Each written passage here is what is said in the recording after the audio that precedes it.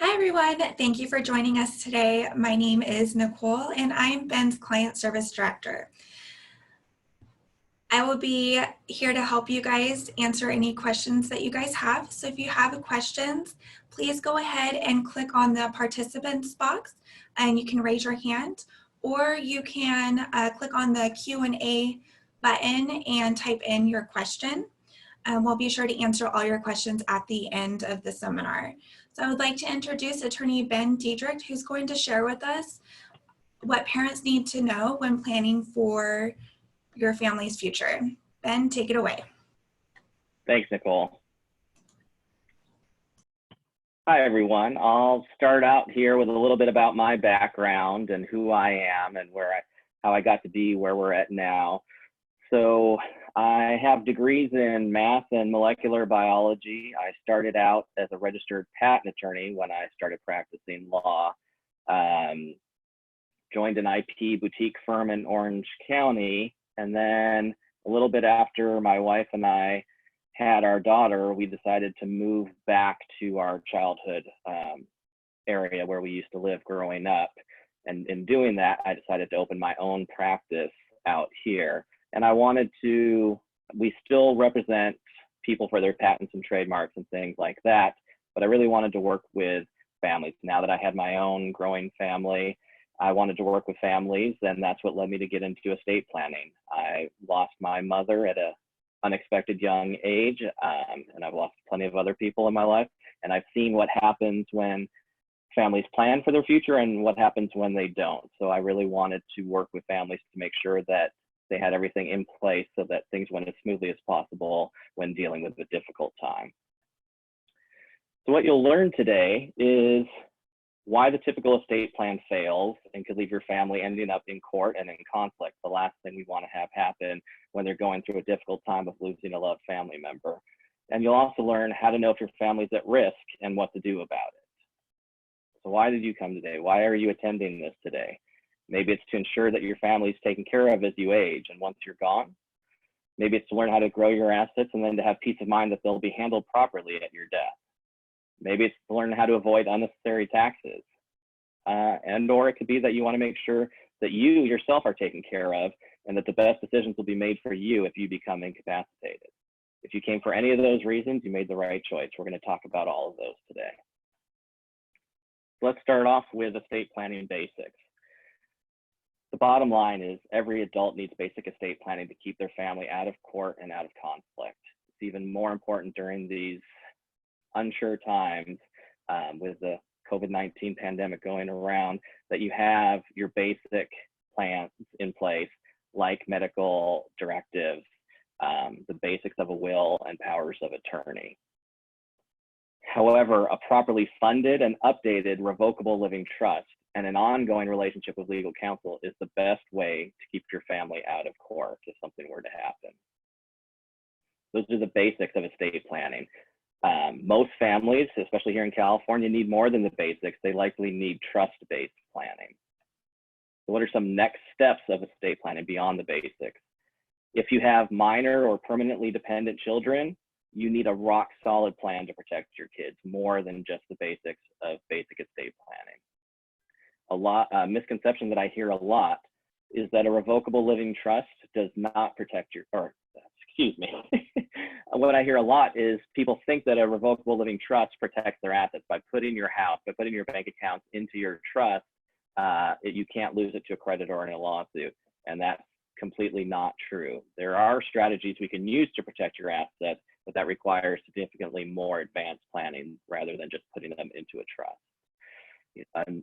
Another thing that can be done is estate taxes can be avoided if you put in the work, but a foundational plan needs to be in place first.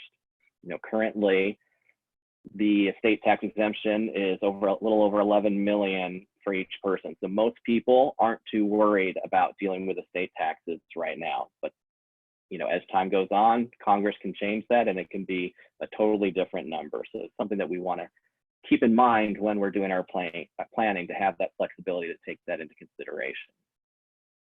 So maybe you're wondering, is your family at risk?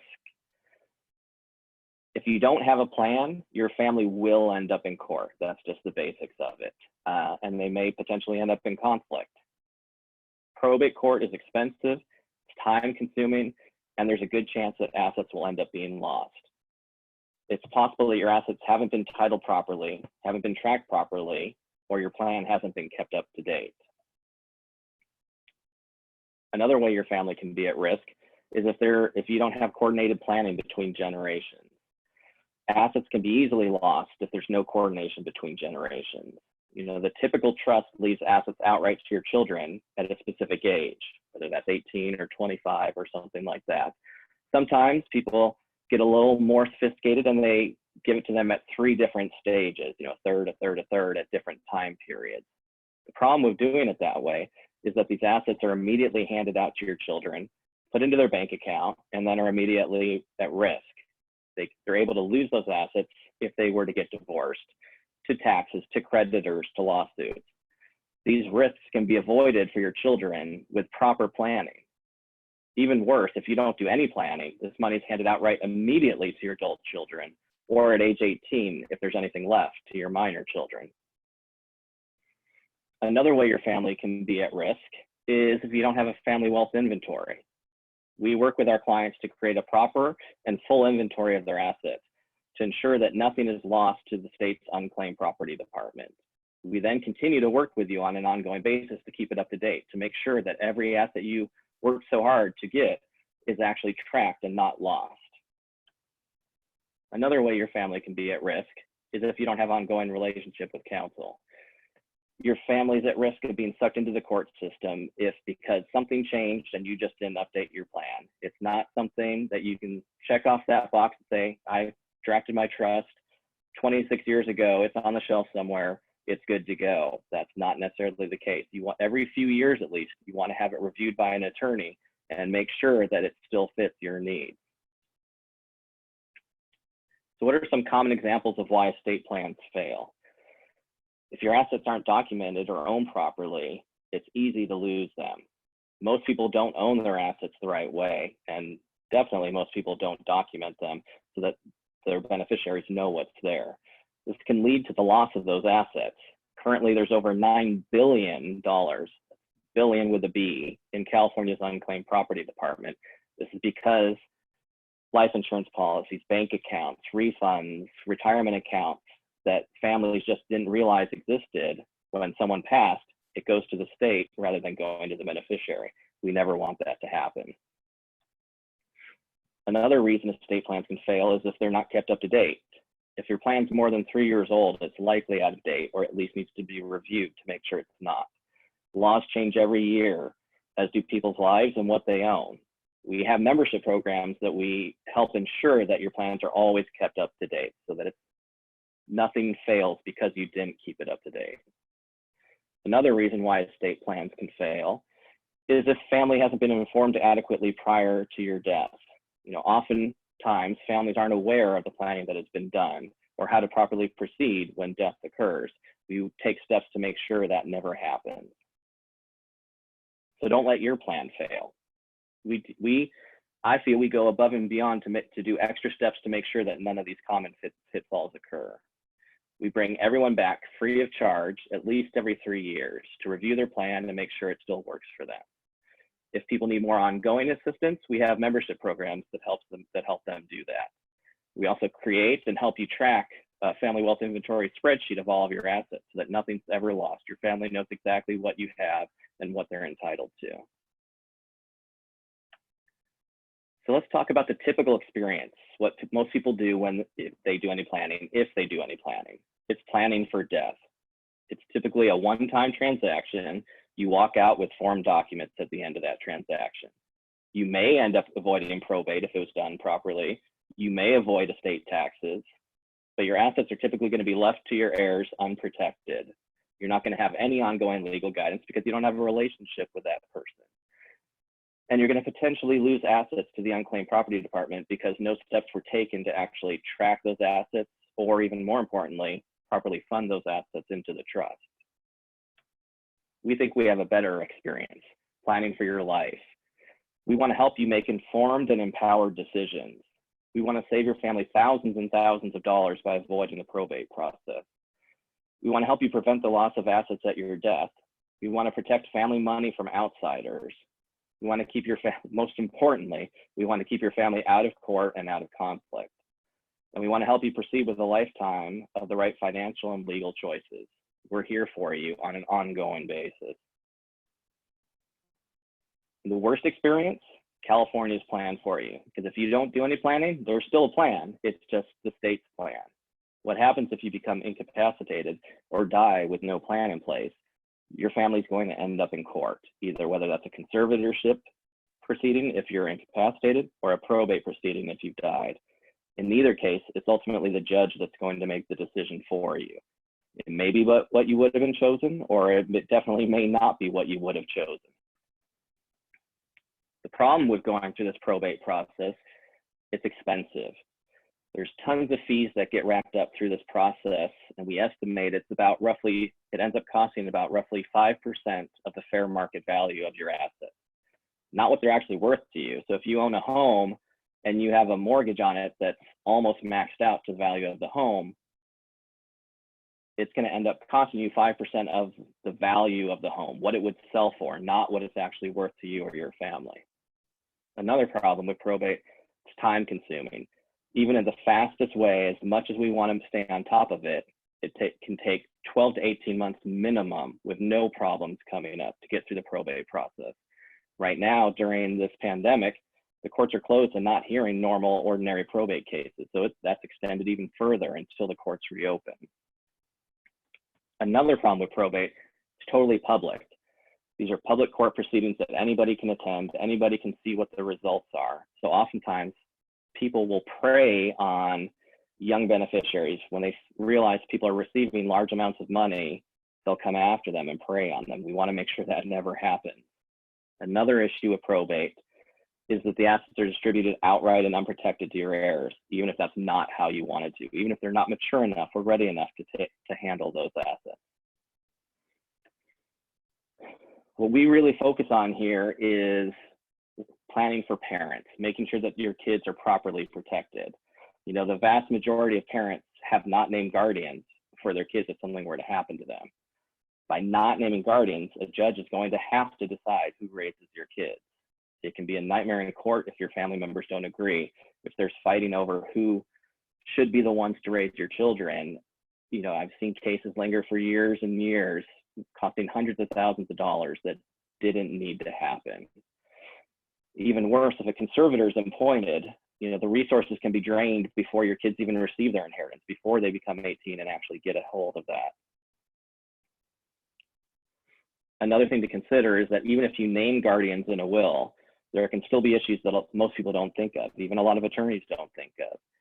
If the people you want to be guardians to raise your kids after something happens to you, and if they live outside of the local area where you live, you need to do more than standard planning. You have to think about that time period until those potential guardians can get to your children.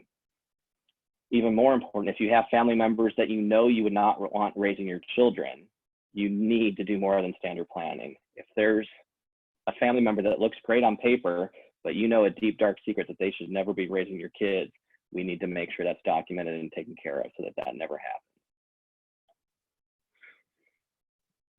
Now we're going to talk about some common planning techniques that typically don't work.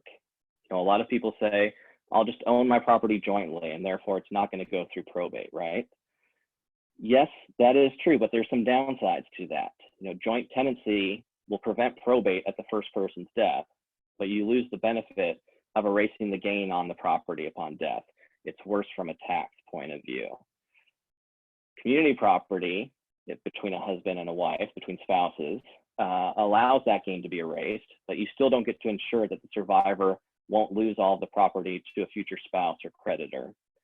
And even worse, what a lot of people do is they'll do joint tenancy with their parents, with their kids, with their siblings to make sure that it won't go into probate. The problem with doing that is that they're a current owner of that property, and it opens up the possibility of you losing that asset, whether that's your house or a bank account or something like that, due to the other person's creditors or liabilities. We don't want to do that. Another common planning technique is designated beneficiary. I'll just name beneficiaries on all my accounts for payable on death or transfer on death accounts. That's definitely better than nothing. However, the problem with that is many assets don't allow for that, don't have that type of beneficiary designation. Another issue is that the beneficiary has unlimited control over the assets. You don't get to put safety measures in place. And if you name a minor as a beneficiary, like on your life insurance policy, if you name your minor children as a beneficiary, you're guaranteeing that those assets are going to end up in probate. I hear this all too often. It says, oh, but I have a will. I signed a will. I'm good. My family's not going to end up in probate. And that's exactly the opposite of the truth, unfortunately. There's a saying in the estate planning world that where there's a will, there's a probate. A will is a document that guarantees you're going to go to probate. So that might be appropriate for you and your family, but you want to be aware that a will is not going to keep your family out of probate court. Another thing that people will often do is that they'll just rely on a trust schedule. So they will take the steps of creating a trust. They'll spend the money, create a trust, but then they don't actually fund the trust. And what I mean by fund the trust is they don't actually move their assets into the trust.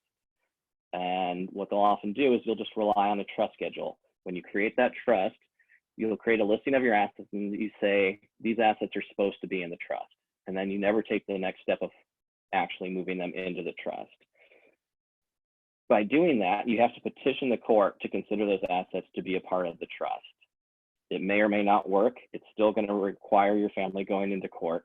It's not the right way to do it. The only foolproof way to avoid court is to have a fully funded, by fully funded, I mean transfer all of your assets into the trust, a fully funded living trust with disability provision. The trust should be customized for you and your family, and all of your assets need to be retitled into the trust. If you already have a trust, chances are it hasn't been updated. It's likely out of date. Your life can change, the laws can change, your assets can change. Most people never look at it again after creating it.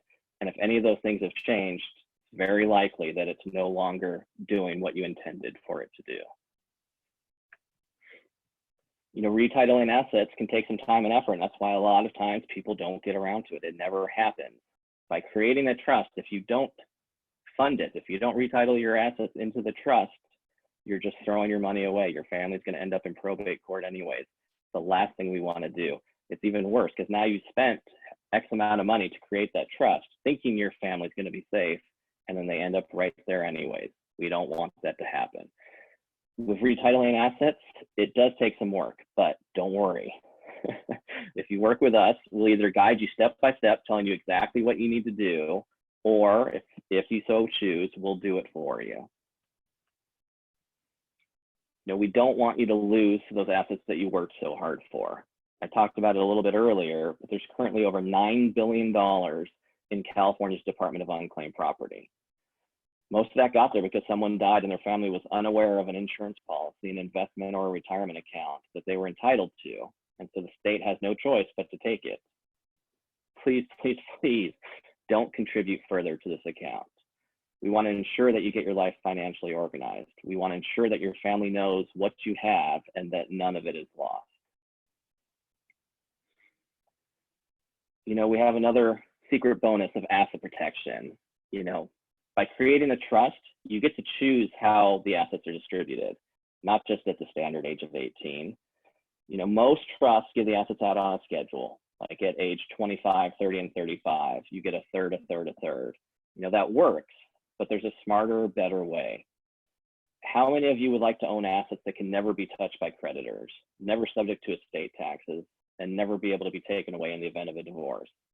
I think we'd all like that. That's why offshore banking exists, things like that. You know, the super rich try to do these things to protect their assets.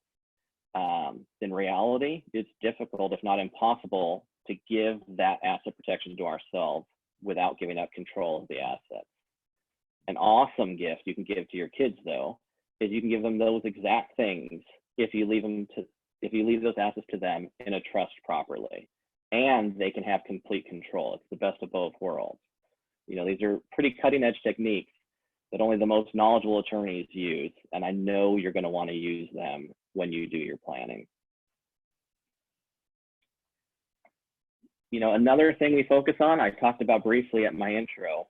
In 2006, my mother passed unexpectedly. I still had the voicemail that she had left me the day before, and for weeks, months after that, I would listen to that voicemail of her just to have the opportunity to hear her voice one more time. The problem with voicemails, though, it was a meaningless voicemail. It was, hey, Ben, give me a call when you get a chance. I need to talk to you. It wasn't anything meaningful. And another issue is, eventually that voicemail went away. It wasn't on AT&T's server anymore, and I lost it.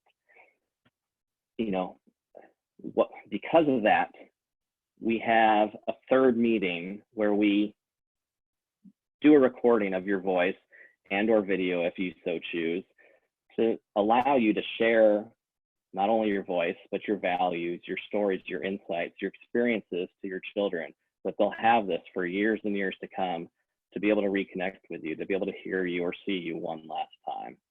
I think it's a really important thing. A lot of people really love this. Some people think it's the most important part of the planning process.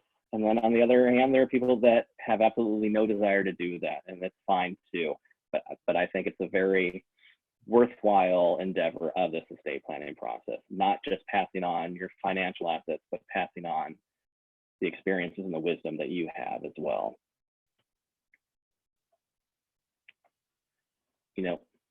I talk about this all the time, but form-focused planning doesn't work.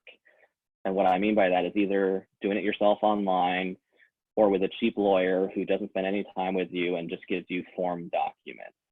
It typically doesn't keep your assets out of court or the Department of Unclaimed Property, because the assets weren't retitled or they weren't monitored in any way. It doesn't protect your inheritance for future generations. You're definitely not taking advantage of these asset protection trusts that can protect those assets for your kids. They leave your children at risk of being cared for by strangers or people you wouldn't want, because they don't think about the what ifs on naming guardians. And they only address your financial assets and not the human ones that I was just talking about. So instead, what we do is we start every one of our plans with what we call our Family Legacy Protector session. They help you get fully financially organized. They allow you to make empowered choices at the end of the meeting. You choose the right planning level for you, the right options for you, the right fees for you and your family. All of our fees are flat fees. They're agreed to in advance, and they have no surprises. By the end of the process, you'll know with certainty that you're making the best decision for your life and for your family once you're gone. Your family will know how much you love them, because everything will be so well handled during an extremely difficult time. Ultimately, you're not doing this for you, you're doing this for the people that you're leaving behind. Next steps. What are the next steps here? So normally, for that Family Legacy Protector session, normally we charge $750 for that if you have an existing plan. Or if you don't have an existing plan. That covers our initial 2-hour working session that gets you completely financially organized. You're going to have homework beforehand, and it's going to inform you as to what the right decision is for you. However, during this time right now, we're waiving that fee if you submit the necessary homework before our meeting. We're completely waiving that $750 fee. As an added bonus, if you schedule your appointment today, we'll give you an additional $250 towards any planning you do with us. And even more, because we think it's so critically important right now, we're offering a free bonus for everybody, whether you do any planning with us, whether you even want to book a Family Legacy Protector session with us. If you're not ready to do any further planning, we still think it's so important. We want you to have an Advanced Health Care Directive, because you never know, especially right now, if something's going to happen and people are going to need to make medical decisions for you. So we're offering free Advanced Health Care Directives to everyone that attends this session. All you have to do is request that we prepare that directive for you. The next steps, if you want to schedule your own Family Legacy Protector session with us, we're currently doing them over Zoom because we can't interact like we would like to with people in person in our office. So we're doing them by Zoom. If you want to schedule your own Family Legacy Protector session, just go to scheduleprotectorlaw.as.me. There's a link. You can either set up a time to talk with me, 15 minutes, or you can actually schedule your full 2-hour Family Legacy Protector session. If you'd rather only receive your free Advanced Health Care Directive, then that's completely fine. There's going to be no sales pressure, no further obligations. We want to make this happen because we think it's so important. Please just send your name and email address to me. It's on the screen right there, ben@protectyourlaw.com, and put webinar free directive as the subject line. We'll get over the information we need from you in order to get that drafted. If you need to contact us for any reason, you feel free. Please go to our website at www.protectyourlaw.com. Give us a call at 951-332-7079. Nicole will be more than happy to answer your questions, or if she can't answer them, schedule a time for us to talk.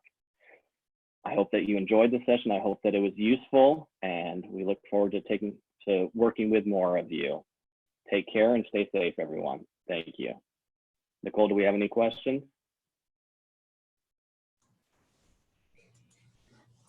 We have no questions at this time. Okay, great. Well, thank you. Well, thank you, everyone. Take care, stay safe, and hope to talk to you soon. Stay safe.